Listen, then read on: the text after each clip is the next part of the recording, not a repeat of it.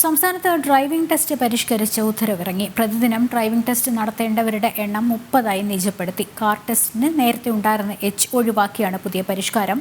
മാറ്റങ്ങൾ മെയ് 1 മുതൽ പ്രാബല്യത്തിൽ വരും.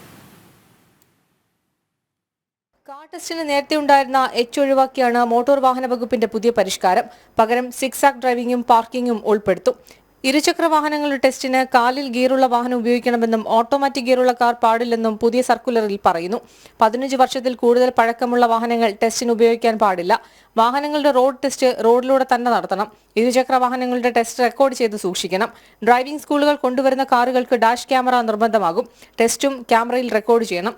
ലൈസൻസ് ടെസ്റ്റിന് ശേഷം ഈ ക്യാമറയുടെ മെമ്മറി കാർഡ് ബന്ധപ്പെട്ട ഉദ്യോഗസ്ഥൻ സൂക്ഷിക്കണമെന്നും പുതിയ സർക്കുലറിൽ പറയുന്നു. പുതിയ മാറ്റങ്ങൾ മെയ് 1 മുതലാണ് പ്രാബല്യത്തിൽ വരിക. ജനം, തിരുവനന്തപുരം.